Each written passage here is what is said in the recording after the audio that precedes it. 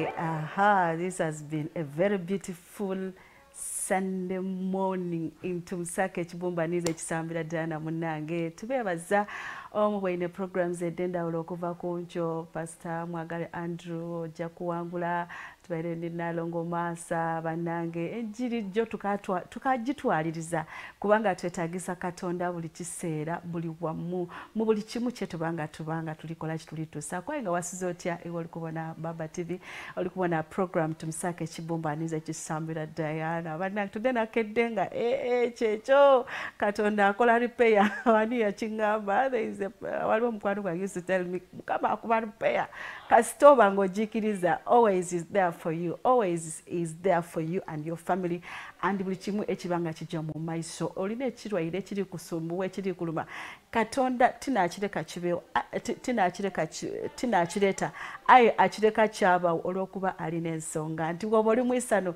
Katonda banatesetese isano lyo woba oli munaku Katonda banatese nalese enaku yebeewo kubanga yakoba nti abantu abange nze ndidi engeri gyenjo bakangayivulamu mulimu ebintu byojja wakola bwenabonanga no there is something you're supposed to change munange only asking for forgiveness nekintu ekisobola okuba nga kikuwangaza jja mu maiso ga Katonda saba ekisonyiwo bw'oba olina guwaniza gy'osaba ekisonyiwo bw'oba olina guwakola obi gy'osaba ekisonyiwo abandi twidya okutya okuba nga tutuukirira abantu be twakola obubi but you know all the time saba Katonda abenga aida munjira do one time you'll meet that person and you'll see things move on the way they are munange mobile today so twakatandika program Tumsake Chibumbira nga tukajira mu maiso esawa etandika esawa 3 edokuncho paka esawa 5 bingi nebibamu we have our God is calling to Pastor Kawanga tuwa Bible verse eyolunaku tulina mu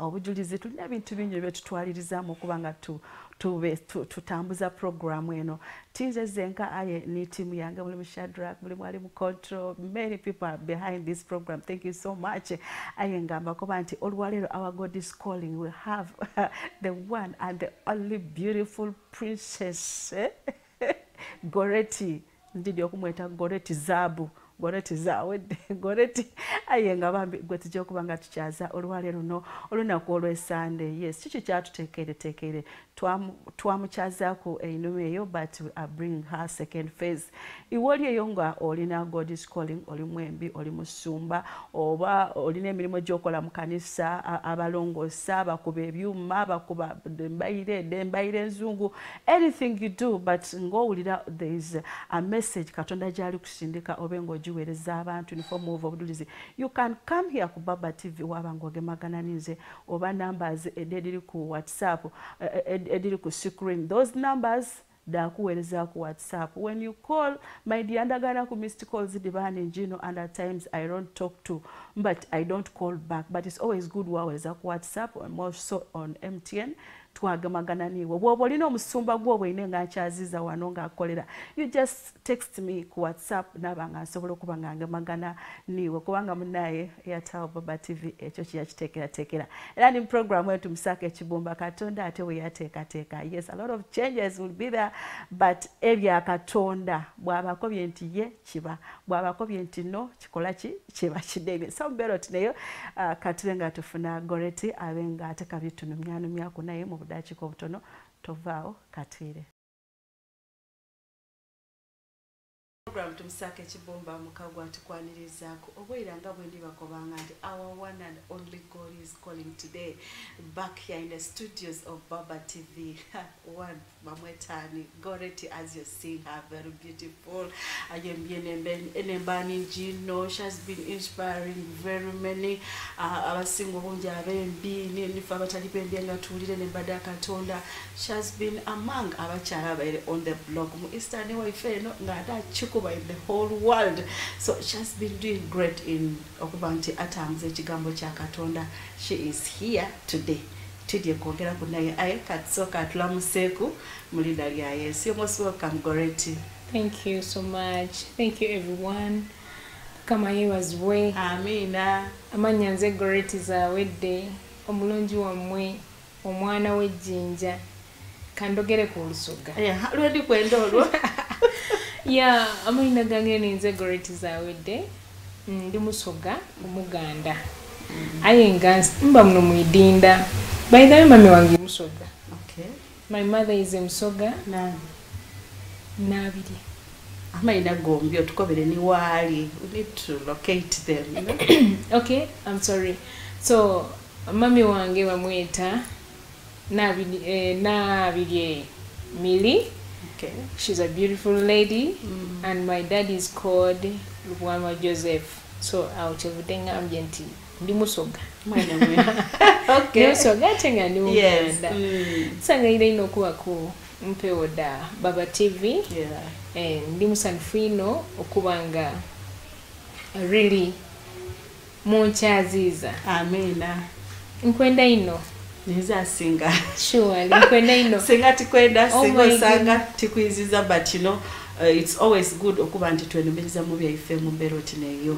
Webale kwemba nemba. Muna tugeza. Webale kufulumya byaka. Tugeza. Webale kututekera. You know, teach yangu muntu kuva yakuba ati kanfumba oluwombo. Oluwombo ti lwangu among the dishes zibwedde okufumba. Boyize ofumba ajja okola oti nga ateka bisupu gosubira muleka biri nga bisemu mu ndagala. Yaba nga ateka biri nafumbye sepicho bayagisiriza. So mu mbero tineyo, thank you so much kubanga ofumbye oluwombo twaluwomerwa oluwombo olw'okuweereza Katonda olw'okubenemba. Yes, so first tell us right now enemba dojire ng'otandikira ku mbero tineyo. Well, ever since last time we twali wano wetulitandikira wetwali wano okay. Yes. Well, naleka kolotwazana ku Remember Ram kama ina amanyi and I'm very sure by then wali nenemba emeka by then oh my goodness, can I even remember? No, just estimate. Okay, ziringa nyimba zalinga 25 awo 25 kati tuongeddeko mmeka right 25. Wow. Right now nine nyimba zinayongeddeko, they're like 8. Okay. Muli webazibwe muli webazibwe yebyakoze muli byonna wabiwangula muli nkwata omukono muli nja kibeera muli njagala mberenga Yesu and that is my best song by the way. So kotuwa kapira tandikira njagala mberenga Yesu. Okay. How does it go? Yesu agamba buli anjagala agondera amateeka gange abamufe tumwogeddeko bwogezi mu bikolwa ne tumwegaana mulokole kyusa positioni oderi Mukama mu bujjuvu n'ekitiibwa ekinaalabisibwa mu ggwe ensi ejja kukyewuunya njagala nnyo mberenga Yesu mu kitiibwa kye njagala mberenga Yesu mu kitiibwa kye njagala mberenga Yesu mu kitiibwa kye mu kitiibwa kye njagala muweereze. Wow. Yeah. Wowe beta amalobozi oba ngete nti abana Musoga tukawati, you know those sweet soft voice. Oh my goodness, thank you. Beto kwetebwa kwa Katonda omuntu wabayetebwa Katonda buli kiku kiba kyekola ku the way it is. You had her, she is Goreti Zawedde. Yeah. At times njana kwet now yendo kweta Goreti Zabu, gold, kind of. Well, most of them have a nicknaming. Well, I don't want to use nicknames. Yes. Nenda inonako so a minor to identify yourself. But other people banded act. Act. Called Erine Livamo bikora byabatume. Okay. So Peter act just because they know I speak and I act. There and then ndogera nti nenda kino ate nakikola. So that is it. That's why people want you lady act. Yeah. Okay, that is so beautiful. So remember, do you have a video for it? For so far right now, twakoze stage video. Yes. Tetundaba kukola recorded. But I don't know, maybe there is a way Bwembonanti atekabiri mu gospel at times when you're worshiping they're always they look so nice ngomuntu alikola good bajeta stage work. Yeah, kubanga mubamu abantu, and you know at times people feel the music. Actually the chenko banti I love live. live band ng'omuntu bali kuba yayemba I love it so much. Well, ensonga eyo ntuufu ddala bwe ntunuulira ku mulembe bwe gwali emabega n'ebintu bigenze bikyuka bw'otunuulira lwaki twagadde nnyo ennyimba z'abannaffe ensi endala kizibu nnyo weziri naye kizibu nnyo omuyimbi okugamba nti nagenze nenkwata video neyawula you know what because biri bibaamu ebisikiriza bingi abantu amaaso ebitabakkiriza kutuuka ku kinyusi kya kusinza kati wenzijja nga mbadde ndi kuyimba ng'oluyimba luno neŋŋamba nti ai mukama nkwata omukono then ndi mu bisubi eyo banvuddeyo nyingidde omuntu atola attention ey'olwemba yayira ate kabiri ku the view yabona ekifo kyemulimu yes nga toki kati nga ffe abalokole ebintu bingi nnyo bye tulina okukendeezaako oba mukendeezaamu lwakuba it is expensive no because oh my goodness maybe even that one but according to Goretti I want to thank God nti abaddewo at least saawa zino ebintu ebimu tibikwatikako naye ekyo nga tukitadde emabbali kati ne ku saawa zino nandibadde ngamba nti yes let me do that kubanga omulokole naye ayita mu mbeera naye ate akola ki naye ali mu ministry ate Katonda ministry agigabirira yes kubanga ebeera ministry so kyendowooza nti kino ekya video kirungi era bakikola sibavumirira naye era bw'oba ogenze ne stage performance bwegitunuulira nti sometimes omuntu agenda okubeerawo niwaba abeereedi ng'ali mu nnyumba ye kirina engeri gye kimudravinga mutalina bingi nnyo bimutwaliriza naawe tebikuteeka ku attention ate kino kiri kuyika kati ate obidda mu makeup kiyitirira ekidda mu makeup kiyitirira oyagala onyirire oyagala otunuulire ensi mukama alina wayagala okutuusa amaziga gali kujjatira oh lord bwekeneza olikulwanisa omeeting standard y'ababoni oba y'abawagizi bo bye basuubiramu not so okitegeera kati sometimes bw'otunuulira bw'ogenda ku page yange YouTube channel era bannaye basubscribing I want to thank you so much era nkyasaba okusubscribing that YouTube channel Goretti Zawedde ne ku Facebook Goretti Zawedde Twitter Goretti Zawedde support buli kimu kyonna support these people support the gospel artists support programs abaweereza bakatonda bye babanga balikola munange iwayinza okulowooza nti you're supporting Goretti but you are supporting God and remember everything you have inclusive of the life you have is from God so lwaki tomwebaza oyinza okubawo nga okimanyi waliwo abakowaza ekkanisa ngeri abasumba omwalemesa abantu omwata w'embeera mwalemesa omuntu okuba yakoba no I feel like not going back to church because of so and so because of this and this but bw'obanga oli kubona Baba TV nga enemba oba ne programs nga dino nga nedikwiza mu mwoyo wabanga oyenda okutambula ne Katonda support bana Niwojo buje just subscribing. Obo likumulaga nti yes there are people behind them. This waliwo itafali lyobo likongereza ko kitegera. And me are liking nzo eri ekintu ekijja kyanezera I always talk about it.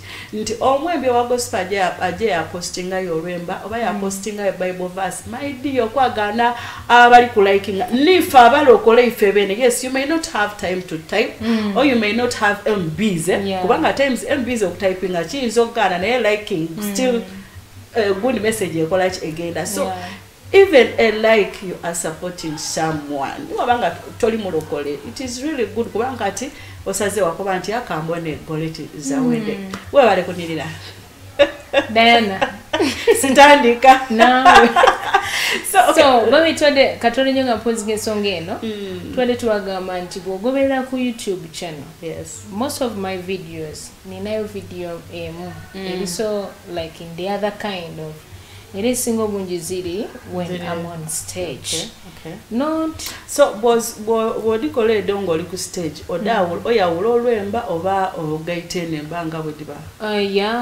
ebiseera ebisinga obungi ntekayo show zange zembaddeko oluusi nentekayo ennyimba ezo nga nazigase oluusi nentekayo limba nga nalwawudde era bw'ogendayo kati ojja kukikola ne recently twabadde tulina ze tuva okukola very soon you're going to see them nenja kibeera recently mwakola ki okay recently twakoze je twayise praise jam that was last Saturday okay twakoze praise jam and actually you people who missed, I'm so sorry. So kotubulye praise jam was all about what? Yeah, nina ekintu kyenna teekebwa ku mutima gwange nga njagala nnyo abayimbi to come together and to know that God that we are serving. Ekyokera ddala in Jinja oba ebimu ebitulemesezza okugenda mu maaso okweyawula kungi. That is the whole of Eastern. Yeah. Yes. In Eastern. Okweyawula. And I think tekiri muno muka newalala. Naye we have to begin with home. Nemu Central nkirabamu. When now uliddeko nti for them they are kind of organized be bano abayimbi ba gospel abayi those MC Gulu. Kuba bomb name okujjayo Goreti ajayimbe. There are protocols, there are people you have to go through at a bob they know how to support one another. Okujjako ffe kati wano for obuzibu tulinawo. Kati entalo ndowooza oliziraba is that UPRS, there are a lot of things going on yet twetagisa bali kunoonya aba president, one of the president and my friend I heard him declaring saying I'm not going to contest for presidentship and but I'm going to remain the president and the president life for forever. I said, wow. I have no comment with that. Yeah. But according to this ekyo tugenda kiddako emabega soke tumalirize ennyimba zino 8 ze tubaddeko. Okay. Yes. Ennyimba ezo latest. Fine. Kati mbadde ndigamba twategese praise jam bwe twagikoze era kwe kwabadde ne recordings zange. Nasoose before even people came in netukoleza ennyimba ze twakozeeko mugenda ziraba ku YouTube channel, ku Facebook zijja kubaayo. So bwe tunamaliriza ekyo era mujja kulaba step eddako.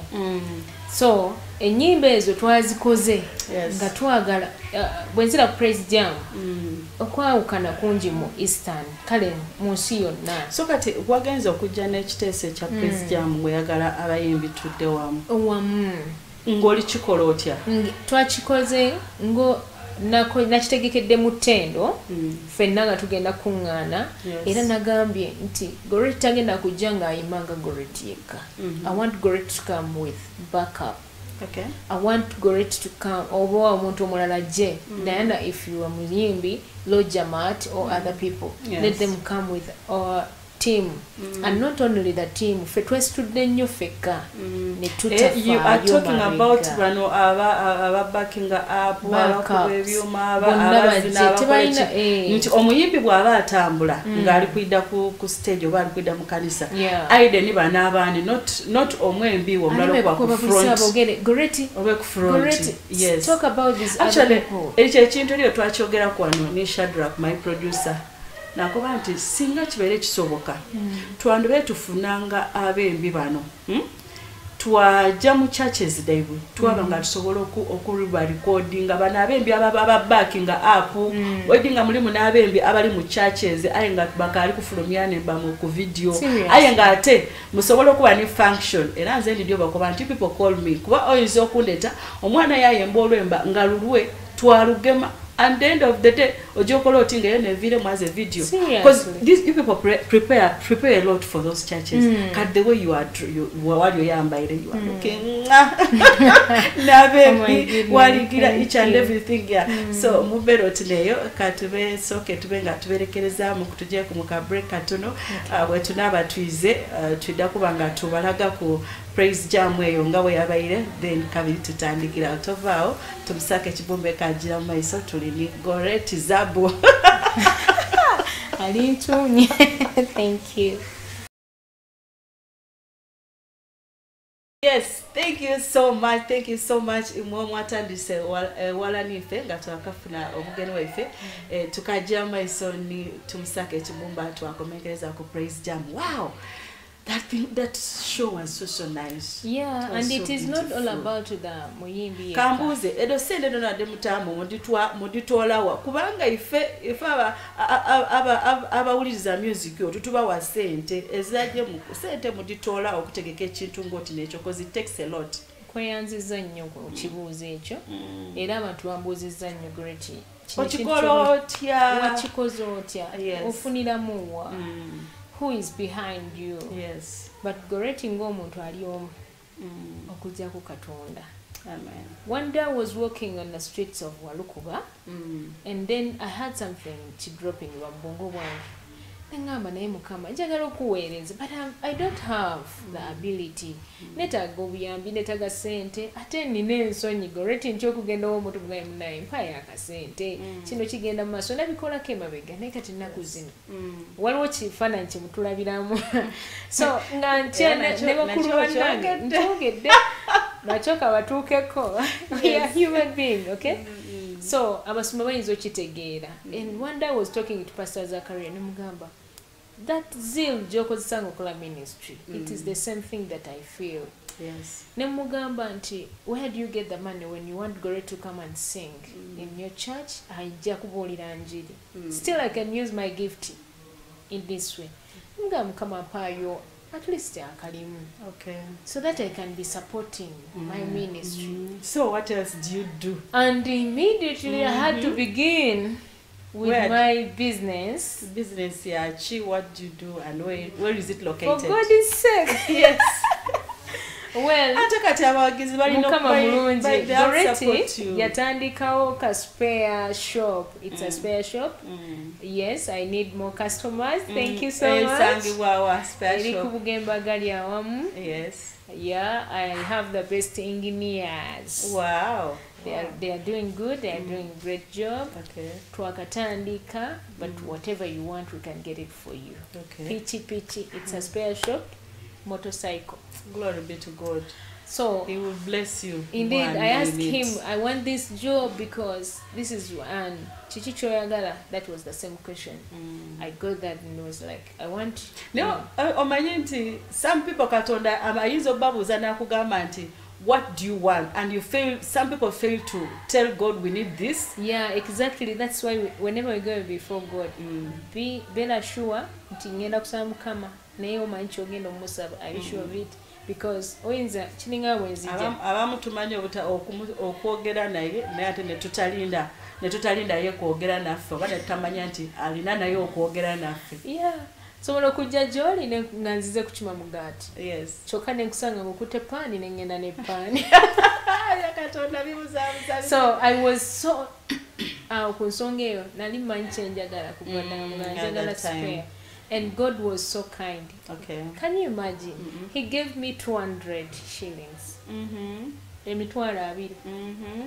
I think he was testing me. I started with 200. Yes. And from 200 now I raised. Can you imagine? What do we learn from that? Great. Kinene no kyetwegamu ekyo. Yeah. Nti akatono kolina kakozese katemu Katonda. Ajja ku blessing anaka akatono. Nti n'abalina ebinene bona batandika nga balina akatono. Kubanga Katonda yakuba nti tukole emikono yaje tukole toida kuloza nti oida kuba otandike kwemba wabwembe oire mukate kutabukira abantu kuba bisotya mbolo kuba oli kwemba nembada Katonda aliko banti yes kola omulimu gwe, but he doesn't like abantu abagayavu lazy people. Ayina abantu benga tukola. So Goreti, yes please, tuire ku music sawe no bwatuse obukulembeze bwa gospel UPRS entalondiriwo nejeri omusumba gwe nawulire nti alina oba gospel artist adiri abantu amala bakoba nti president tia mwembi but ya mwembi ndabona kukwene mbade don't jabitawo president Laneke twetagise nembe dindi tumane nti wena oli mwembi muna effect tutandiko kwatugabagana. So what do you say about that right now? Kubanga current situation eri was sawe no ayabembi n'abasumba, they are all at loggerheads. Uli omu alikusojja uli omu asojja munne. Yes. Anyway, tutayinza kwerabira mu byonna nti oba kiri mu Kampala mokka ejinja tekiriyo. Ejinja mwe birina ebiri silent. Biri silent. Kati ate abaana balwana naye tebakulaga nti alwana. Okay. Ekyo kiri mu jjinja naye ndowooza ekiyinza okuleetamu ekyo jjinja bakyatyamu ku Katonda. Okay. Ekitegeeza tulina Katonda. So singa abadde atuyambye ne kitakula. Kuva ddanga bagamba jjinja akaluba. Naye nze actually Shadrack yateranga obyogera. Shadrack yakuba oluyimba lwange olwasooka by the way. Okay. So we are producer. Producer. Okay. Shadrack, thank you so much. So yagamba nga yatera kugenda neze nga mugamba nkubuulire jinja bwe bajinja nze wange tagenda kuba jinja anti kati ataawo tuba tukyonoonye naye ate era bw'okikyusa n'omala n'oyogera kuba mu Bayibuli baga nti ejjinja omuzimbi lyatalabanga ery'omugaso ate lyamma ne lifuuka ensonga nti Yesu baalaba nga ataliwo omugaso naye ate yafuuka ensonga n'atufiira ki ku musalaba singa mwakikyusizaamu awo ne mutakikyusa nti jinja real stone it's hard. That is what people are saying. Naye nze nagamba kuva dda nti jinja terikalubiriza naye nga nzizeeyo ku nsonga eri abantu beerabidde Katonda ffenna tulina ekintu kye tutannaba kuteekako maaso. Diana, people should think about their foundation. Yes. Era omuntu bw'oba ng'ogenda kukola naye kati eri abatuwuliriza kababeera abasumba baffe abalungi ne bw'oba ng'olimu olina business you want to call someone to work for you. Yes. Mind about the foundation y'omuntu oyo. Singa ogeza n'okwata omuntu ng'alina foundation etali nnungi omuntu oyo najja mu muntu alina foundation ennungi ebintu bigenda kwonooneka. So what foundation ennungi n'eri wako?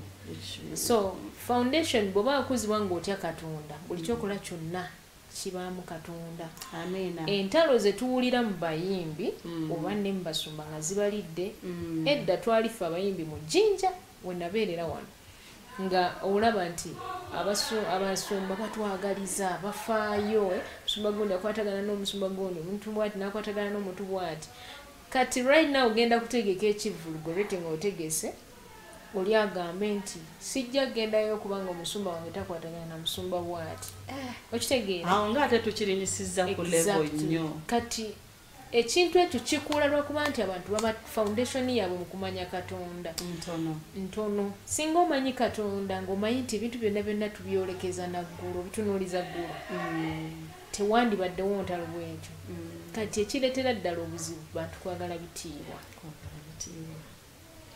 Oyinza okuŋŋamba nti Goreti tokyagala I love that nireka kive wa Katonda exactly ate bwe kibeera mu Katonda ogenda kulembera abantu mu bulungi. Amina. Okitegeera.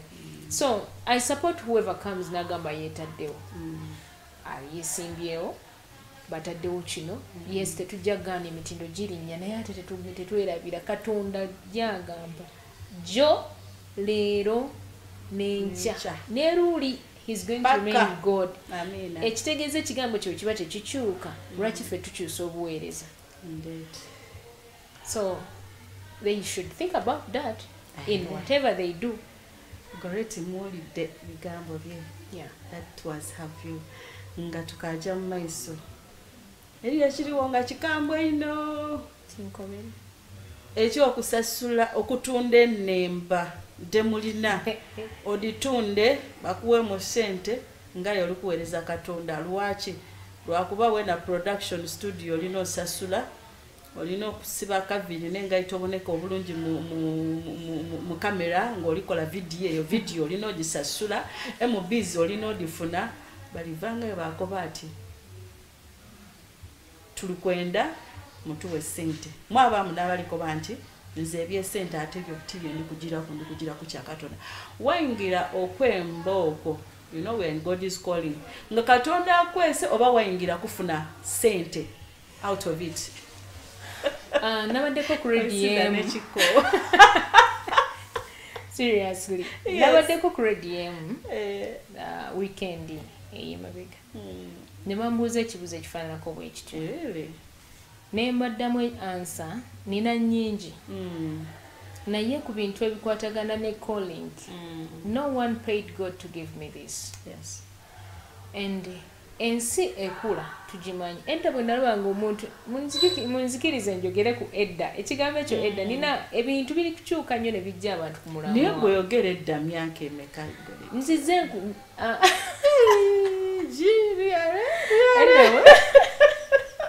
this is not serious anyway Diana nsonsonya well abazadde bange benakulira mu bantunuzanga nnyo ebintu ebyo kyenagayo foundation bagamba nti omusingi kintu kikulu nnyo so byempuliriza byogera ate nenkulira mu bo nemanya naye ba Joanna Matovu ba Victor Lubega be baali abazadde by then badogomola kati nabatambulirangamu ng'ate nze ndi bwenti kati mu biseera ebyo nali mwana omuto mu Jinja eyayimbanga n'abantu abo abakulu kati foundation gye bankulizaamu ndala era bw'olaba abaana bazze ne bavaayo essaawa zino enkola yaabwe sijja kugamba nti nze ndi bulungi naye enkola yaabwe ndala ku yange nti nze ennyambala yange yanjawulo enjogera yange yanjawulo entambula yange yanjawulo nze nina ebifo ebimu byenti okubeeramu ate ng'ate yolega tuli mu bulamu kitegeera nga mmanyi omulokole yeeyisa bw'ati nina weaknesses ng'omuntu naye ate nga bw'ojja Diana nga Goreti nkulabyekako kyenva mbandwawo okulaba naye ng'ombuuza nti nange mba oba onoonyanze banoonya gwe so kyembadde ngezaako okwogera mu kiri ekya edda kubanga bano abantu belingawo twabeeranga mu studio nga Shadrack mwali nga agenda fuluma nga enjiri gyakubye wakati awo ogenda okulaba n'olumwoyo yeeyongedde ku luyimba essaawa zino nze nja kujja ngambe koona n'ennyimba baŋŋamba nga yimba bigambo yimba message essaawa zino omuntu ajja kujja nga kola kyempisaawo okitegeera that's why people are also bringing competition in waliwo okwawula engeri kyetusigazza tulina kwawula ebyomuwendo nti waliwo ali kuyimba ng'ayimbira mwoyo ayimbira Katonda akyali ku mulamwa guli ogugamba nti twagala tujjeyo bannaffe tubazze eno kati neba yajja nga azze kwolesa ekigendererwa tukivuddeko ekitegeeza abasinga obungi wakati bw'olaba n'abasumba otuufu tuli kwekwasa nnyo nti kati anti omulembe gugenda gukyuka buli kimu kyetaagisa ssente buli kimu kyetaagisa ki omusumba agamba nti munnanga ate nanga akasente k'oba oyagala nkuwe naye ate nezijukira nga baliga nti oba omusumba asasudde oba tasasuddeko kati boogerera ku nnyimba zino eza gospel naye n'ezitali za gospel zonna ziba z'abayimbi so kati kyekitukeyanya kati abantu webale ekireeta bino byonna tulina kimanya nti buli muntu aleeta ekintu aba anoonya wakufunira tewaliwo kintu ng'omuntu agenda kufunamu era ojja kwekanga mu maaso eyo binaaba bikyankalanyira nga bagaa nti abakulembeze beekubye kuba waliwo gwe nabuuzaako omukwano gwange naŋŋamba nayogeddeko ne Judith babiri yali yayingirayo naye ebintu byo generally si birungi kati awo n'entyamu kati wante tetuli kunoonya nze kanjogerabayimbi bannange let me talk to bayimbi bannanga bakkiririza mu Goreti oba oliawo byayogera n'omukyalo ono Diana mu program naddala mu programu eno nze ku lulwo nze mbadde nsaba bw'obanga okyalina omuntu ayogera naawe oyo nga ye Katonda ng'akozesa n'omuntu omulala ku nsi n'ayogera naawe kola kyekyo bayibuli kyeyogera tetulabako bayibuli weyogerera nti bwe mutakola ennyimba zino temujja kola bwe muti simanyi temukole bwe buti ekituleetedde ffenna kuva ku kigambo nkusaba nga ggwe muyimbi munnange ddayo mu bayibuli eyogera ki because eriyo omuntu ali you can change your own foundation through the Bible eriyo omuntu ali bupadengo baligamba ku downloadinga luyemba alabye ku Goreti kako kitegeera waliwo ebintu byolabira ddala nga bizze kalu bya mbeera ate mumanye setaani talina kirala kyanoonya anoonya kubuzaawo kigambo kya Katonda ekitasoboka ejja kubba kutta nakuzikiriza so kati wano tuli mu kuzikiriza ate bayibuli egamba nti ebiro eby'oluvannyuma birisinga ebyolubereberye tekyategeeza mu kufuna nsimbi omulaba agenda lwana nnyo anoonye that's why you seeing other people ng'ebintu bikyuka walabangako edda nti mukulembeze simanyanga abayimbi simanyi bakoze bwe bati twateekangawo baluŋŋamya ate ng'ebintu bitambula bulungi kati olaba ebintu biri awo omwana n'olaba enkomerero etuuse kyetuba tugamba kubanga most of the things biri mu Bible byayogerwako tubisoma ate ne tubimanya naye ate okuwaba tuli mu kuwaba. Let's go back on our knees, brothers and sisters, twireyo ku mavivi tutandika okuba nga tunoonya Katonda. Yakoba and seek ye the kingdom of God and his righteousness, and the rest shall be added unto you. Noonya Katonda. Katonda jamu noonya ng'osoma Bible, ngo praising, ngo worshiping, eri ogondera okuba nti bwe tunaava ku nsi kuno tujja kuba ng'era nga twemba nga tusinza Katonda. Naye kimuluma nga mugambe kandi tubeera tutyeyo nga tuli kuyimba na kusinza kwokka. Nze kinnuma ekigambo kiri kimu mu Bible. Waliwo verse eyogera negamba ono omwami Eliya olujalaga abasajja bonna babakubye babamazeewo. Tona namugamba ani akulimba nina akasanvu. Kati ebiseera byongera ningamba twagala abantu tulonda Yesu. Naye akasanvu k'abantu kayuba. Naye nti olunaku olwo bagamba nti akasanvu simanyi wala kiba bikulirwa batya kwegamba bambi nkitya nnyo. So abantu okutwaliza wonna let them believe God and go back to the Bible. Bwe weesomera ekigambo ebintu bina bijja kugonda. Tuwuleko Bible verse emu. Well, my best verse, oh my goodness, Jeremiah 3. Jeremiah 3:3. Okay. Eri satu. I'll watch the chamber. Call unto me. Then nja kuyitaba. Olabe ebikulu byenna. Kola. Kyogera mu lusoga. Tusibule. Just kale no. Jeremiah ekitabo ekyo kyakobe isatu kitulengeza kyakoba nti mundetenze era bwe munandetangaze nanakola ki naidanga n'abawulira naidda gimuli kiki kyoli kwenda okwetera mu Katonda olikitegera embeera de tutambulira mu ddene tine diri awo nti kinenungi eri embeera gy'obona nti osobola okugyekolera kuwenka wagyemalira bameka abadekolere ku bonka at the end of the day bamaliriza nga they have failed to achieve. So kitegeeza ki in our everyday today tulina okuba nga tweta onto God. So if you don't have that mentality, then you are going to do what? You are going to lose it out. Yes. So anybody no omunana eluwa lwetulina ku video lwetulinako right now kuzina empya. Yes. Empya tulinako ennyimba ziringa 3. Koze ennyimba 3 kuliko njagala mbere nga Yesu. Ne kubeerako nkwata omukono. Ne kubeerako actually naddamu ne Mukama olina amaanyi mu Luswayiri. Tunkubiremu ku Katonda olyoke tusibule tuveewo. Okay. Mungu wetu we ni mkuu, unavyofanya vinuku, hakuna anayefanana nawe. Unavyofanya vitu vyako, Baba, unashangaza. Unavyofanya vinipa maswali, unapata wapi anayefanana nawe. Sababu tunavyoshinda, nguvu zako unatupa. Za kushinda dhambi, hunipitisha bahari, hunipa baraka na vingine. Katichusa muluno olukade. Tandikira. Oh my goodness. Ako agoge manyi gegamu agasindike bikele ku meza ya Farao.